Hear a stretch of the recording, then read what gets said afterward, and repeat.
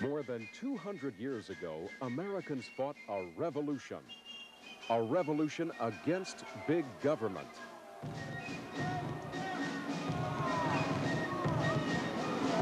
He has erected a multitude of new offices and has sent hither swarms of officials to harass our people and eat out their substance. George III and his bureaucrats taxed and controlled their lives until the people said, enough. The government in Washington, D.C. makes you nostalgic for old King George. The royal tax collectors took about 25% from our ancestors. This year, government at all levels will extract 5% of our money to waste. And not gently. IRS agents use wiretaps, mail openings, informants, disguises, guns, chains, and jails to get every last dime. Meanwhile, at the Federal Reserve, 12 faceless bureaucrats decide your economic future. In secret. How much inflation should there be next year? What should interest rates be? How much of your savings should be transferred to politicians and their favored big banks? The Supreme Court, where individual rights are supposed to be protected, think it's fine if government invades our financial privacy, spies on us in our bedrooms, regulates church schools, and restricts our free speech. Meanwhile, at the Congress, everything is up for grabs, as long as it's yours. I'm Pamela Wistrom, co-host of On Second Thought. And now, for the host and star of this 14-year weekly-long TV show. Oh, are you ready? The one and only William J. Wagener. Thank you. Thank you very much. Thank you very much, Pamela. Tonight, people, we have a show. We have the California 18, or most of them, here on the set. Unfortunately, a few of them were not able to be here tonight, but we have a large crowd here. Among the California 18 here, we hope you will get to know how to defend yourself against what I call the merciless bank gangsters. I'm not an expert, but we've got some people who are close as anything you're ever going to meet to an expert, each in their own specific field. So please pay close attention. With me as our first guest here on the studio is Jack Sooty. Thanks for being with us, Jack. Tell us what you want to tell us, what we need to know. Okay. Thank you, Ellen, for having all of the most of us, the California 18. What a pleasure to have us here as a group. I'm looking at you all for the first time together, and I'll tell you, it's an impressive thing. We are fed up with our judiciary and our prosecutors. We are here gathered because our hearts are pouring out to you, the listeners, to believe that there is corruptness out there going on with our titles, with our properties. They're being stolen, and we need to have your help with us getting the ear of the Attorney General to produce some prosecutions. We know for a fact that people are out there still to this day, after the settlements, after the agreements with the banks, that are still committing fraud. These are not misdemeanors. These are not petty offenses or infractions. These are felonious accounts that people are still doing, and nobody is getting prosecuted. We need to stop this. Our prosecuting agencies have a responsibility, and they've taken an oath to enforce it, and we're sick and tired of the fact they're not doing anything. I myself am a victim. I need to have some justice. I can't get it. For 4 years, I've been fighting my bank, and nothing's been done to prosecute the 4 felonies. Nothing. I've asked 3 agencies, San Diego County DA, Ventura County DA, and now the Attorney General. They don't return my calls, write me back. They ignore me. That's not justice. Wow. Jack, Is there a website you would recommend people to look at?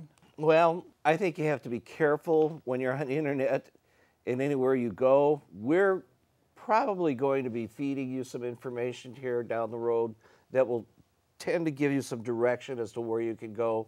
Each of us has our own way here tonight, and some of us will be giving you some websites or ideas of where to go. I know an old site that we used to be on, and we started a long time ago, was called Homeowners for Justice. C.J. Holmes started that. She was the founder of the California 18, and why we are here. We have 18 spreadsheets that we put together, and it's a large document that we had blown up. Go ahead, Jack. I have an assignment of my deed of trust, which is one of the 3 or 4 documents that everybody has on their land record, usually, predominantly, and it's the first step that the bank uses to falsify records. They record this on your property. They don't have the legal right most of the time to even do it. It's not their loan. They hide behind the crowd of judges who support them because they won't send them to jail. Is that the document there? This is an assignment of deed of trust, and what this is the first document of many, including some promissory notes that are being forged, and the signature that you see scribbled there, that is supposed to be the legal signature on a legal document, and it's not.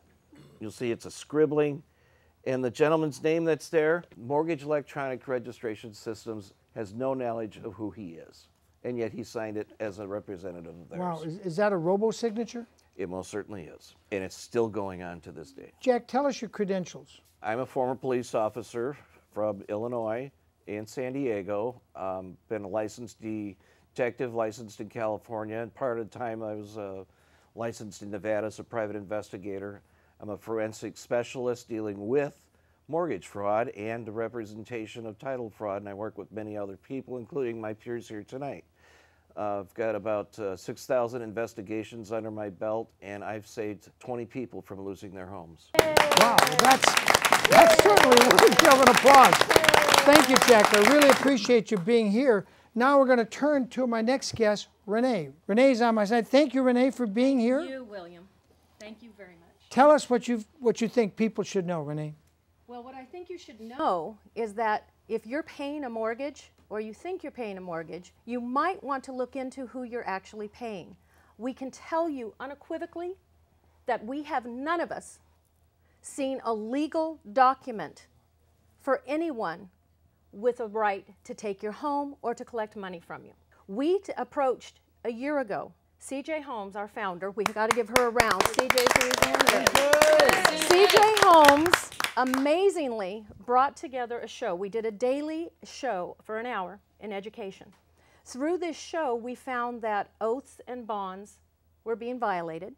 We found that we all came together with all our illegal documents with Recon Trust and Bank of America. And so what happened was, those were the two starting. Now I can tell you, everyone here, we represent every fraudster in the nation and the world. This doesn't just mean the United States, it goes international. We have every bank involved, not just, we have Bank of America, Wells Fargo, Deutsche Bank, we have Chase, JP Morgan. Thank you, Mr. Diamond, because you're still in homes and you're still in your chair. We're out to get you. You're going to leave that chair unless you can get into a chair we really would like to see you in. We've got every servicer, Ocwen, Litton, Aurora. We have Recon Trust. We have Quality Loan Servicing, two of which in California are not paying any property or business taxes. We cannot find them paying business taxes any county in California. Who is this, Renee? Recon Trust, who is part of why we, the 18, are together. And they're registered in California and to they're do not business. paying any business taxes. And they pay no taxes? Zero. Oh, but Quality Loan Servicing does in Washington. What? Wow. Yes. Now, we contacted Kamala Harris. C.J. Holmes sent 18 cases, and it was sent directly. We were told we were going to get some action. A year later, here we sit. What happened 2 months ago was we decided we'd had enough.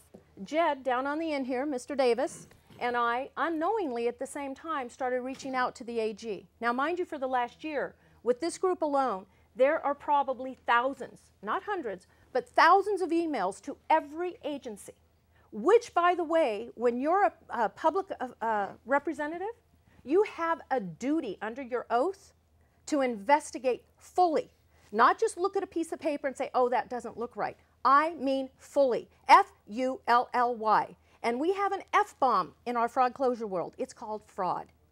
It is the biggest F-bomb this nation knows.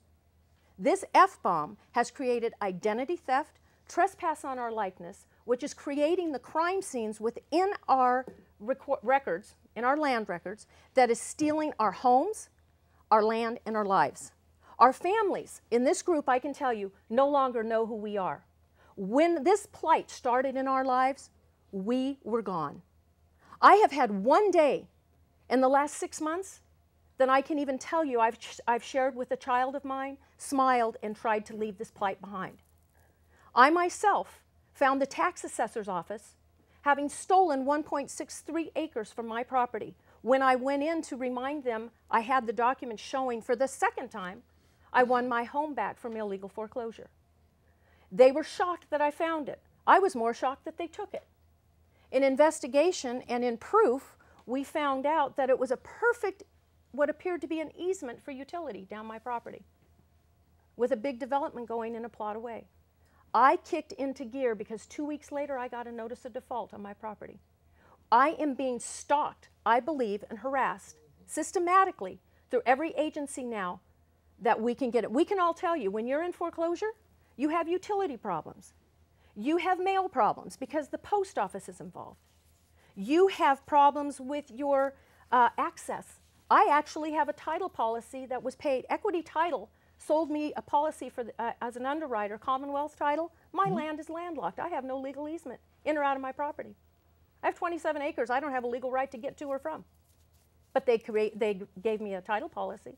And each and every modification that they did that was illegal on my property, and I mean illegal because they wouldn't listen to me, they didn't put the names properly on it, so therefore it's void, V-O-I-D. Fraud is void. There is no question. This is we shouldn't have to go to court to prove. It's void. So what happens with all of this is we send 18 cases to the Attorney General. Kamala Harris, darling, I am ready to have a cup of coffee with you and bring my crew. California 18 is calling you to the carpet. You have an oath which I have received without a notary on it. I have questioned why there's no notary on your oath. William, if there's no notary, do you think that means she's swearing under testimony that it's true? If there's no notary, it's not a valid oath. Well, that's my thought. So Kamala, let's clear this up, because we've talked to David Payman in LA.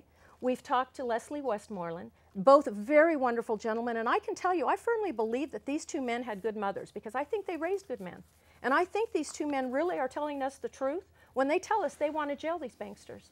Well, that's been my solution for a long time, and people think maybe I'm a little radical, but I've been saying for a long time, the solution is to arrest all the banksters, starting with the Federal Reserve Board of Directors and all their subchapters and all their 7, 8, 9 branches of the Federal Reserve. You arrest them on the same day across the nation at the same time, and you lock them up until the gold that used to fill up Fort Knox is brought back, because it was stolen on 9/11, and there's virtually no corporate media coverage of what happened to all the gold that was at the gold depository. And where did it go? The bank gangsters got it, and they've stored it somewhere in a private vault, probably in upstate New York, and they're not going to give it back until they've crushed us completely, made us homeless on the land our founding fathers stole from the Indians. And I said that right. We stole it from the Indians. Yes, amen. And we need to put those bank gangsters in jail without bond, no getting out. The gold comes back from wherever you took it, because there was billions of gold bricks at the gold depository. They have never found but $280 million worth of it. Mm-hmm. 280 million. There was a little tiny one-paragraph story in the New York Times, and nobody else touched that story again.